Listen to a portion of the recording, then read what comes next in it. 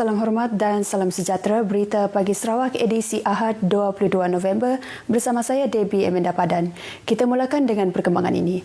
Cadangan kerajaan negeri mewujudkan syarikat telekomunikasi Telco sendiri dalam tempoh 2 tahun akan datang sebagaimana yang diumumkan oleh Ketua Menteri Dato' Patinggi Abang Johari Tun Openg baru-baru ini bakal menyediakan jaringan akses internet yang lebih meluas di Sarawak khususnya di luar bandar.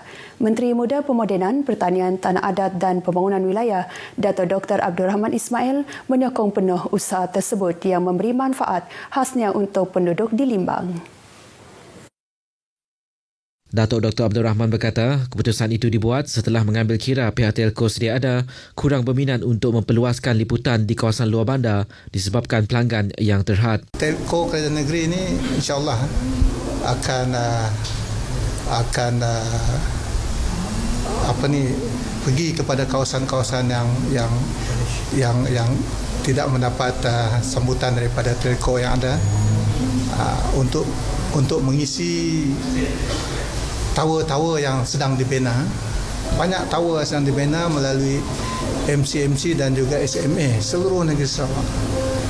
Kita target dalam 3,000 menjelang tahun 2025. Beliau yang juga ahli Dewan Undangan Negeri Adun Bukit Kota menyatakan menara telekomunikasi ini tidak signifikan kepada rakyat sekiranya tiada telco yang mahu menyediakan menjadi pembekal perkhidmatan. Ujarnya lagi, usaha ini akan memperluaskan capaian liputan internet pada tarif penggunaan yang lebih rendah kepada pengguna selepas diberikan subsidi.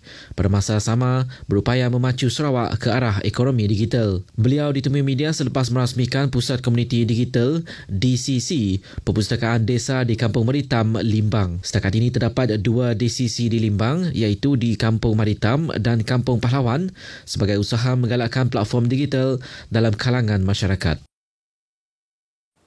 Pantai Peliau yang terletak kira-kira 40 minit dari Bandaraya Miri bakal jadi mercu tanda pelancongan dalam kawasan Dewan Undangan Negeri Dun Berkenu. Ia bakal menyajikan pelbagai produk pelancongan yang menarik untuk dinikmati oleh para pengunjung. Menteri Muda Wanita Keluarga dan Pembangunan Kanak-kanak Datuk Rozi Yunus berkata, selain menikmati keindahan pantainya yang cantik dan bersih, kawasan tersebut juga sesuai untuk aktiviti riadah bersama keluarga, memancing serta tinggal bersama penduduk setempat menerusi perkhidmatan inap desa. Beliau yang menyokong pembangunan pelancongan di Pantai Peliau dan Kampung Peliau telah menambah baik gerai-gerai milik penduduk kampung menggunakan hasil hutan seperti buluh bagi menyelahkan unsur keunikan dan kreativiti penduduk. Seperti pada Pantai Peliau ini dia nak angkatkan oleh komuniti Kampung Peliau.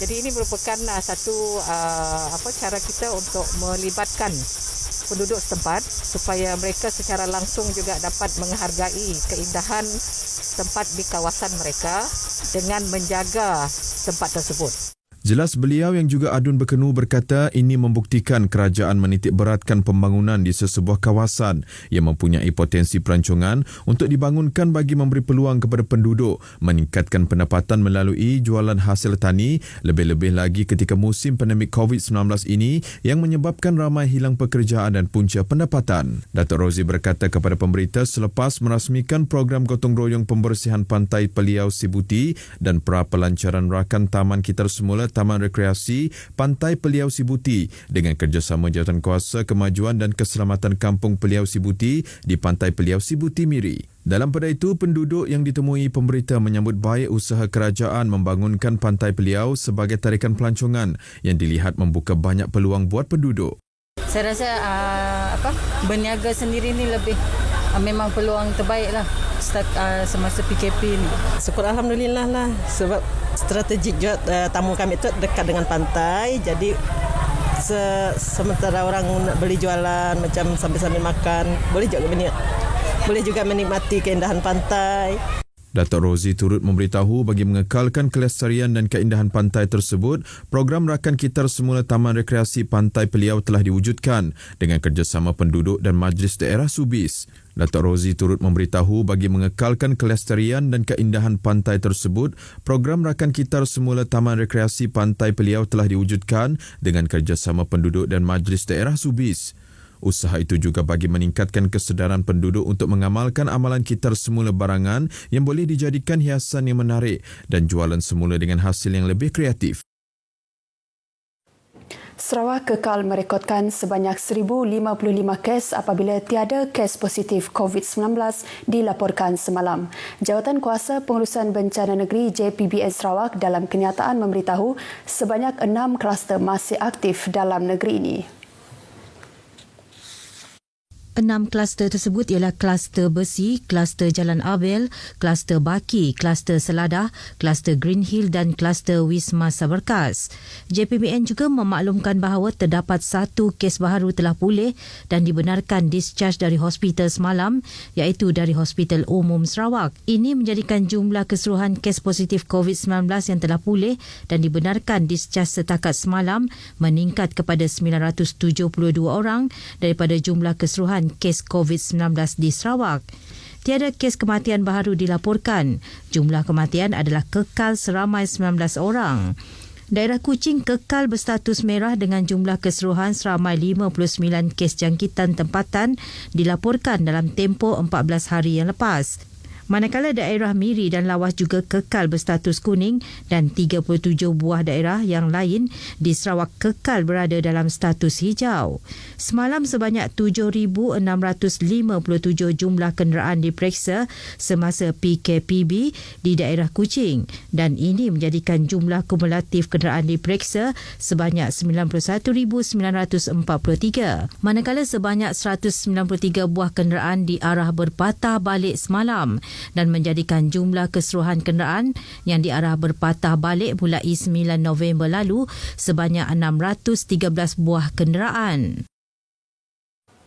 Demi memastikan operasi Pejabat Kesihatan Bahagian PKB Bintulu terus efisien dalam mendepani COVID-19, Lembaga Kemajuan Bintulu BDA telah menyerahkan cek berjumlah RM20,000 menerusi Kelab Rekreasi PKB Bintulu. Majlis penyerahan cek itu disaksikan oleh Menteri di Jabatan Ketua Menteri, Integriti dan Ombudsman Dato' Talib Zulkifli. Sehubungan itu, Datuk Talib Zulkifli berharap agar usaha sebegini dapat diteruskan dalam usaha memastikan penularan COVID-19 dapat diputuskan. What we want now apa yang kita mahu, usaha mereka yang betul-betul berjaya dan dihargai. Setakat ini kita belum lagi menang, biarlah sama-sama kita berusaha, kita menang. Jadi terima kasih banyak, teruskan usaha ini. Beliau yang juga ahli Dewan Undangan Negeri Adun Jepak menyeru semua masyarakat untuk terus membudayakan amalan kebiasaan baru dengan mematuhi garis panduan yang dikeluarkan oleh Kementerian Kesihatan Malaysia. Majlis tersebut juga dihadiri Timbalan Pengerusi Lembaga Kemajuan Bintulu, Haidar Khan Ashkar Khan dan Pegawai Kesihatan PKB Bintulu yang juga penasihat Kelab Rekreasi PKB Bintulu. Seorang lelaki maut setelah terjun dari aras 3 sebuah pusat beli belah di Kuching tengah hari semalam.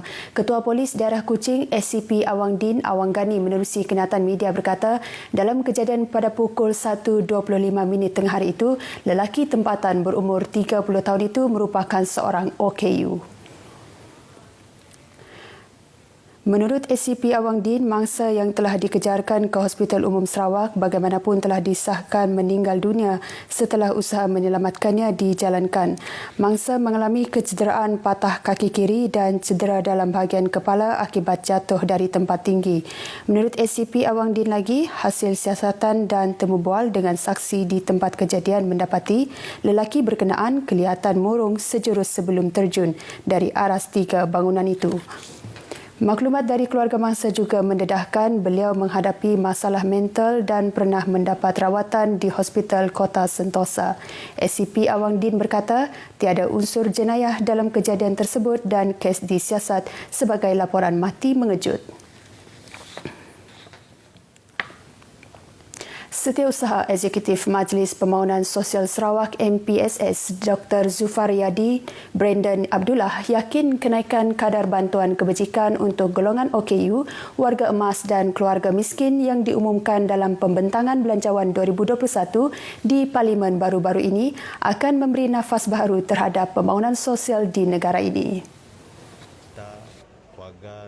Dr. Zufar menjelaskan peruntukan dalam Belanjawan 2021 itu cukup baik kerana memberi penekanan terhadap pembangunan sosial yang sama penting dengan pembangunan fizikal ke arah melahirkan masyarakat yang sihat dan sejahtera. Tambahnya, Kerajaan Persekutuan menerusi Belanjawan 2021 akan dapat memperkasakan lagi usaha sedia ada semua pihak-pihak berkaitan, khususnya di Sarawak untuk membantu golongan yang memerlukan.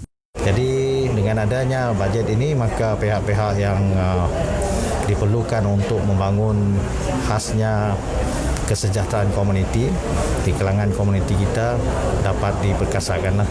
Beliau memberitahu kepada pemberita selepas menghadiri majlis penyerahan mock cek kepada Pertubuhan Sukarela Kebajikan PSK yang berlangsung di Pusat Pertubuhan Pemilihan Dalam Komuniti PPDK Seri Satok di Kuching. Kerja-kerja pemasangan penghadang had ketinggian kenderaan 3.5 meter sedang dijalankan di pangkalan feri Sebuyau bahagian Semarahan.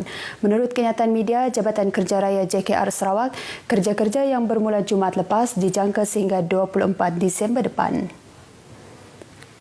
Sehubungan itu, pengguna feri dinasihatkan untuk berhati-hati semasa memandu di jalan tersebut sepanjang tempoh kerja-kerja pemasangan selain mematuhi segala pengurusan trafik yang ditetapkan.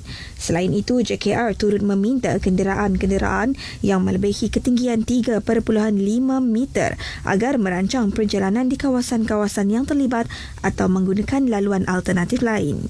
Sebarang pertanyaan atau aduan boleh menghubungi pejabat JKR bahagian Semarahan di talian 082 67 2816 ketika waktu pejabat.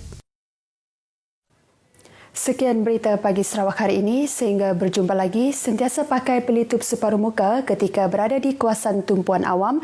Elakkan untuk keluar jika tiada urusan yang penting. Bersama kita putuskan rantaian COVID-19, kita masih belum menang. Sekian, saya Debbie Amanda Padan. Jumpa lagi.